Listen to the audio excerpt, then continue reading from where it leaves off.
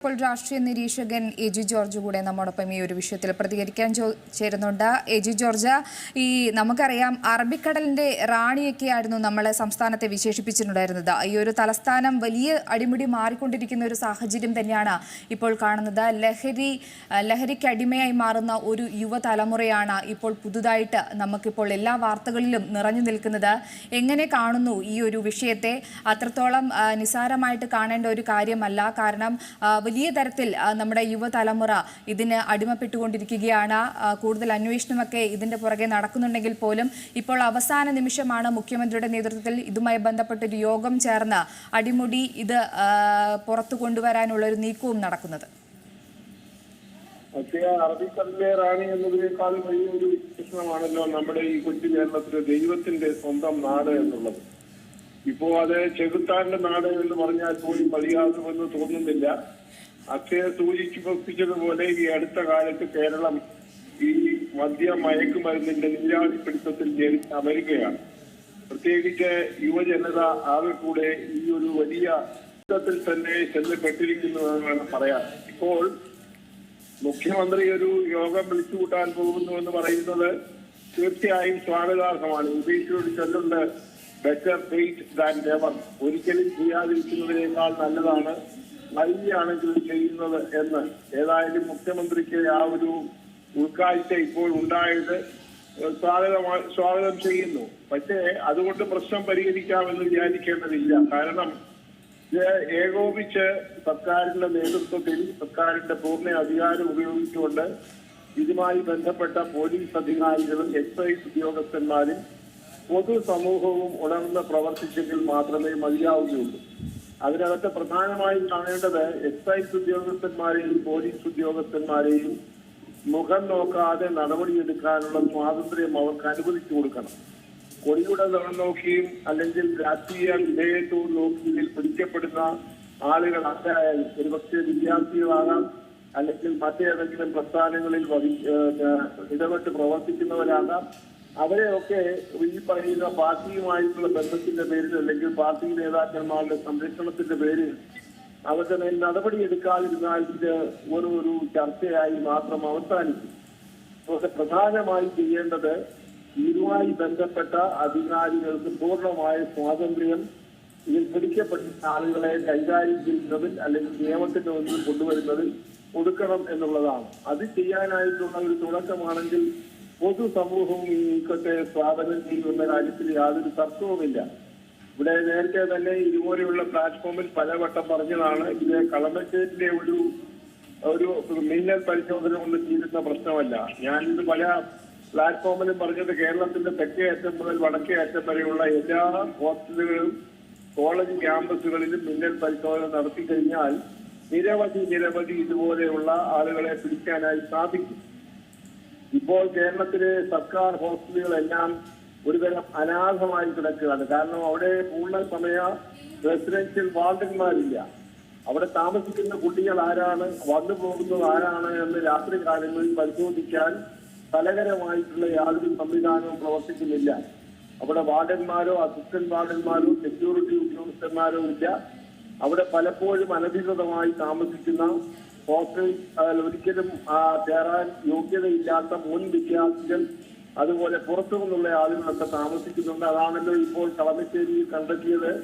അവിടെ നിന്ന് പുറത്തുപോയ വിദ്യാർത്ഥികളാണ് അവിടെ മയക്കുമരുന്നും കഞ്ചാവും മറ്റു കാര്യങ്ങളും ഒക്കെ എത്തിച്ചത് എന്ന് ഇപ്പോൾ പോലീസ് തന്നെ കണ്ടിരിക്കുന്നു. ഇത് അവിടെ മാത്രം നടക്കുന്നതല്ല, ഇത് തലസ്ഥാന നഗരിയിലെ പല ഹോസ്റ്റലുകളിൽ പോലും ഇതിപ്പോഴും നടക്കുന്നുണ്ട്. അതുപോലെ തന്നെ കേരളത്തിന്റെ മറ്റ് സ്ഥലങ്ങളിലുള്ള ഹോസ്റ്റലുകളിലൊക്കെ ഇത് നടക്കുന്നുണ്ട്. അതുകൊണ്ട് ഇത് ഒരു തുടക്കമെന്ന രീതിയിൽ മാത്രമേ ഇതിനെ കാണാനായി സാധ്യമാവുകയുള്ളൂ. ഇതൊരു തുടർ പ്രക്രിയയായി ഗവൺമെന്റിന്റെ ശക്തമായ ഇടപെടലിലൂടെ സർക്കാരിന്റെ കയ്യിലുള്ള സംവിധാനങ്ങൾ നേരത്തെ പറഞ്ഞതുപോലെ നിഷ്പക്ഷമായി ഉപയോഗിച്ച് ഒരു മാറ്റം വരികയാണെന്നുണ്ടെങ്കിൽ ഒരു പക്ഷേ ചെറിയ വ്യത്യാസം കണ്ടുവെന്ന് വന്നേക്കാം. അതിനുള്ള ഇച്ഛാശക്തിയും ആർജവവും ഭരിക്കുന്ന ഗവൺമെന്റിനുണ്ടാണ്. മുഖ്യമന്ത്രിയുടെ നിയന്ത്രണത്തിലാണ് ആഭ്യന്തര വകുപ്പ്. എക്സൈസിന് മാത്രമായി പ്രത്യേകിച്ച് ഒരു മന്ത്രിയുണ്ട്. ഇവരൊക്കെ വെറുതെ കുറെ പ്രസ്താവനകൾ ഇറക്കി അതുപോലെ ചെയ്ത കാര്യങ്ങൾ നടത്തിയില്ല. വൈസ് ചാൻസലർമാർ ഇതിനകത്ത് ഇടപെടണം. കാരണം കോളേജുകളുമായി ബന്ധപ്പെട്ട ഹോസ്റ്റലുകളുടെയൊക്കെ നിയന്ത്രണത്തിൽ വൈസ് ചാൻസലർമാർ അധികാരം ഉപയോഗിക്കണം. അതിനുള്ള മെഷീനറിയെ ശക്തമാക്കണം. വേറൊരു ദുര്യോഗവും സംഗതി വെച്ചാൽ പറയാതിരിക്കാൻ നിവർത്തിയില്ല. കേരളത്തിലെ 11 സർവകലാശാലകളിൽ പൂർണ്ണ അധികാരമുള്ള വൈസ് ചാൻസലർമാരില്ല. ഓരോരുത്തർക്ക് ചുമതല കൊടുത്തിരിക്കുകയാണ്. അതുകൊണ്ട് അവർക്ക് കാര്യക്ഷമമായി ഒന്നും ഇടപെടാൻ കഴിയുന്നില്ല. അതുപോലെ വിദ്യാഭ്യാസ സ്ഥാപനങ്ങളുടെ മേലധികാരികൾ ഭയന്ന് ഈ വിദ്യാർത്ഥി നേതാക്കന്മാരെയൊക്കെ ഭയന്ന് നടപടിയെടുക്കാൻ വൈമുഖ്യം കാണിക്കുന്നു. അതൊക്കെ അവസാനിപ്പിക്കണമെന്നുണ്ടെങ്കിൽ ഈ പറയുന്ന ഉദ്യോഗസ്ഥന്മാർക്ക് സംരക്ഷണം കൊടുക്കാൻ ഗവൺമെന്റ് തയ്യാറാകണം. മുഖം നോക്കാതെ നടപടിയെടുക്കണം. അങ്ങനെയുണ്ടെങ്കിൽ മാത്രമേ ഈ പ്രശ്നങ്ങൾക്ക് ഒരു പരിഹാരമാവുകയുള്ളൂ. അതിന്റെ ഒരു തുടക്കം എന്ന രീതിയിൽ മുഖ്യമന്ത്രി ഇപ്പോൾ വിളിച്ചാക്കിയിരിക്കുന്ന സമ്മേളനം ആകുമെന്നുണ്ടെങ്കിൽ അത് തീർച്ചയായും നല്ല ഒരു സൂചനയായി തന്നെ വേണം അതിനെ കാണാൻ.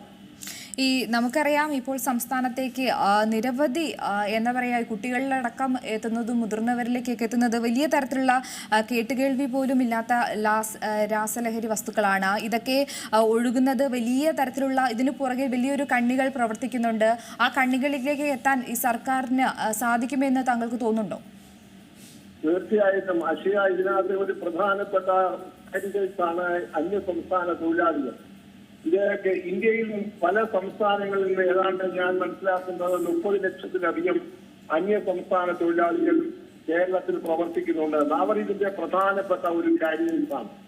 എനിക്ക് പറയാനുള്ളത് ഇവർ താമസിക്കുന്നതായ ക്യാമ്പുകളുണ്ട്. പെരുമ്പാവൂർ പോലെയുള്ള നഗരങ്ങളിൽ ഇപ്പോൾ തന്നെ കളമശ്ശേരിയിൽ പിടിച്ചതായിട്ടുള്ള ഈ മയക്കുമരുന്നും കഞ്ചാവും ഒക്കെ ആലുവയിലുള്ള ഒരു അന്യസംസ്ഥാന തൊഴിലാളി കൊണ്ടുവന്നതാണെന്ന് ഏതാണ്ട് പോലീസ് കണ്ടെത്തിയിട്ടുണ്ട്. ഈ അന്യസംസ്ഥാന തൊഴിലാളികൾ ക്യാമ്പുകളിലാണ്, ഗൾഫ് രാജ്യങ്ങളിലെ പോലെ ലേബർ ക്യാമ്പുകളിലാണ് താമസിക്കുന്നത്. അവിടെ ശക്തമായ ഇടപെടലുണ്ടാകണം. മിന്നൽ പരിശോധന നടത്തി കഴിഞ്ഞാൽ ഈ അന്യസംസ്ഥാന തൊഴിലാളികൾ, പ്രത്യേകിച്ച് ബംഗ്ലാദേശുമായി അതിർത്തി പങ്കിടുന്ന ബംഗാള്, ഒറീസ, ബീഹാർ,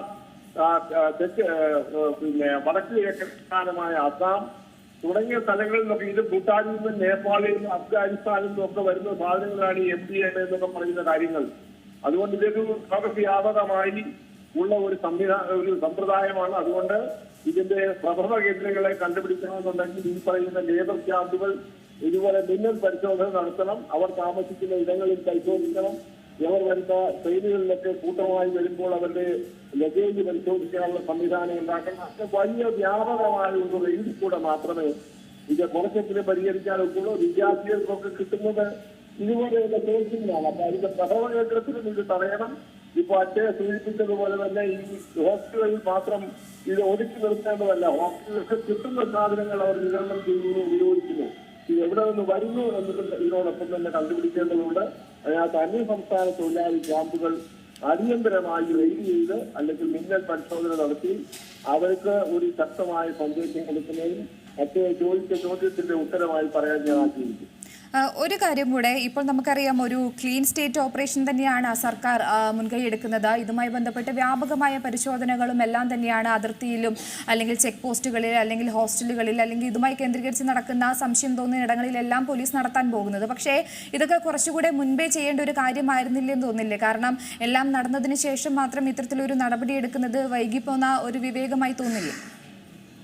പക്ഷേ ചോദ്യം വളരെ പ്രസക്തമായ ചോദ്യമാണ്. പക്ഷേ പോയ വണ്ടിക്ക് കൈ കാണിച്ചിട്ട് ഈ കാര്യമില്ലല്ലോ. ഇത് നേരത്തെ എടുക്കേണ്ടതായിട്ടുള്ള കാര്യത്തിൽ രണ്ടഭിപ്രായമില്ല. അതിന് ആർക്കും അഭിപ്രായ വ്യത്യാസമില്ല. പക്ഷേ കഴിഞ്ഞ 10 വർഷമായി 9 വർഷത്തിലേറെയായി അധികാരത്തിലിരിക്കുന്ന പിണറായി സർക്കാർ ഫലകരമായിട്ടുള്ള ഒരു കാര്യവും ഇതുവരെ ഈ 10 വർഷത്തിനിടയിൽ ഇപ്പോൾ കൂടാൻ പോകുന്ന രീതിയിലുള്ള ഒരു സമ്മേളനമൊന്നും മുഖ്യമന്ത്രി വിളിച്ചുകൂട്ടിയില്ലല്ലോ. ഇപ്പോഴല്ലേ എക്സൈസ് ഉദ്യോഗസ്ഥന്മാരെയും പോലീസുകാരെയും ഒക്കെ ഉണർത്തുന്നത്. അപ്പോൾ ഭരണപരമായ വീഴ്ച ഉണ്ടായിട്ടുണ്ട് എന്ന കാര്യത്തിൽ യാതൊരു സംശയവും വേണ്ട. പക്ഷെ ഇനി അതിൽ പോസ്റ്റ്മോർട്ടം നടത്തിയിട്ട് കാര്യമില്ല. വീഴ്ച ഉണ്ടായിട്ടുണ്ടെന്ന് അവർ സമ്മതിക്കുന്നത് കൊണ്ടാണല്ലോ. ഒരു കാര്യം കൂടെ ഞാൻ രക്ഷയോട് പറഞ്ഞ് അവസാനിപ്പിക്കാം. മുമ്പൊരിക്കലും ഉണ്ടായിട്ടില്ലാത്ത ഒരു സാഹചര്യത്തിലാണ് ഈ അടുത്ത സമയത്ത് കേരളത്തിന്റെ ഗവർണർ ഇടപെട്ട് ഈ പ്രശ്നം പരിഹരിക്കുന്നതിനായി കേരളത്തിലെ വൈസ് ചാൻസലർമാരായിരിക്കുന്നവരെ വിളിച്ച് യോഗം ചേർന്നത്. രാജ്ഭവനിൽ അദ്ദേഹം യോഗം വിളിച്ചു ചേർത്തു. ഇത് തന്നെ ഈ സർക്കാരിന്റെ പരാജയത്തിന്റെ ഒരു അടയാളമല്ലേ? സർക്കാർ കാര്യക്ഷമമായി പ്രവർത്തിച്ചിരുന്നെങ്കിൽ ഗവർണർക്ക് ദൈനംദിന ഭരണകാര്യങ്ങളിൽ ഇടപെടേണ്ട ആവശ്യമുണ്ടായിട്ടും ഇപ്പോൾ ഗവർണറിൽ വിളിച്ചുകൂട്ടി. അക്ഷയ്ക്ക് അറിയാമല്ലോ, നിങ്ങൾ മാധ്യമങ്ങളൊക്കെ അത് റിപ്പോർട്ട് ചെയ്തതാണ്. ഗവർണർ വൈസ് ചാൻസലർമാരുടെ യോഗം അദ്ദേഹം രാജ്ഭവനിൽ വിളിച്ചുകൂട്ടി അടിയന്തരമായി കോളേജ് ഹോസ്റ്റലുകളിൽ നടത്തേണ്ട പരിശോധനകളെ കുറിച്ചും എടുക്കേണ്ട നടപടികളെ കുറിച്ചും വൈസ് ചാൻസലർമാരോട് പറഞ്ഞിട്ടുണ്ട്. ആ യോഗത്തിൽ പോലീസ് മേധാവി, സംസ്ഥാന പോലീസ് മേധാവിയെയും വിളിച്ചു വരുത്തി അടിയന്തരമായി റിപ്പോർട്ട് ചോദിച്ചിട്ടുണ്ട്. ഇപ്പോൾ ഗവർണർ പോലും ഇക്കാര്യത്തിൽ ഇടപെട്ടിരിക്കുന്നു. അത് ശുഭോദർക്കമായ ഒരു സൂചനയാണ്.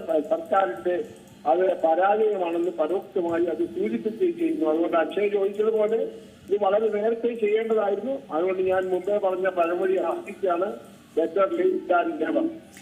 ഒരു കാര്യം കൂടെ ചോദിക്കുകയാണ്. ഇപ്പോൾ യുവാക്കൾക്കിടയിലാണ് ഏറ്റവും കൂടുതൽ ലഹരി ഉപയോഗം നമ്മൾ കണ്ടുവരുന്നത്. ഇവർക്കൊക്കെ ശക്തമായ അല്ലെങ്കിൽ ഒരു ബാക്ക്ഗ്രൗണ്ട് ഉണ്ട്.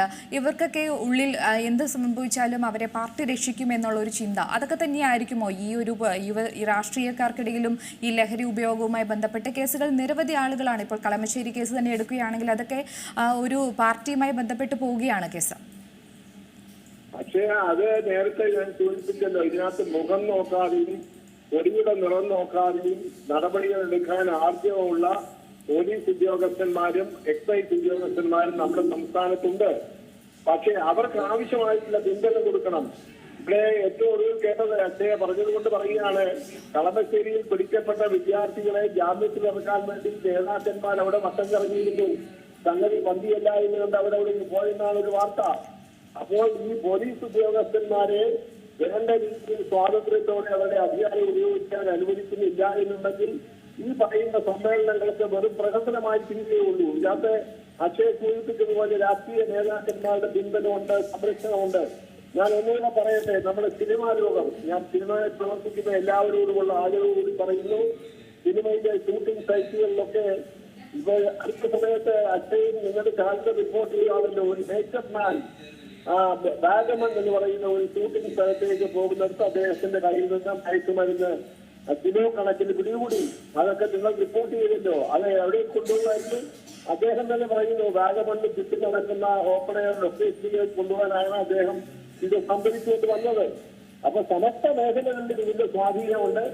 ഇപ്പൊ ഏറ്റവും ഒടുവിൽ കിട്ടുന്ന ചില റിപ്പോർട്ടുകൾ അനുസരിച്ച് പോലീസ് ഉദ്യോഗസ്ഥന്മാർ രഹസ്യമായി ഒത്താശ ചെയ്തു കൊടുക്കുന്നുണ്ട്. ഇത് കോടിക്കണക്കിന് ബിസിനസ് ഉള്ള ഒരു മേഖലയാണ്. അതുകൊണ്ട് അദ്ദേഹം പറഞ്ഞതുപോലെ സമസ്ത മേഖലകളിലും ഗവൺമെന്റ് ആത്മാർത്ഥമായി രാഷ്ട്രീയ ഇടപെടലില്ലാതെ ഉദ്യോഗസ്ഥന്മാരെ സ്വതന്ത്രമായി പ്രവർത്തിക്കുകയും അവർക്ക് ശാരീരികവും ഔദ്യോഗികമായി സംരക്ഷണം നൽകുകയും ചെയ്യുമെന്ന് സർക്കാർ പരസ്യമായി പ്രഖ്യാപിച്ചാൽ കാര്യങ്ങൾക്കൊരു മാറ്റം ഉണ്ടാകും എന്ന് തന്നെയാണ് പൊതുസമൂഹം വിചാരിക്കുന്നതും പ്രതീക്ഷിക്കുന്നതും. ഏറ്റവും പുതിയ വാർത്തകളും വിശേഷങ്ങളും വിരൽ തുമ്പിലറിയാൻ സീ മലയാളം ന്യൂസ് എല്ലാ ഡിജിറ്റൽ പ്ലാറ്റ്ഫോമുകളിലും ലഭ്യം.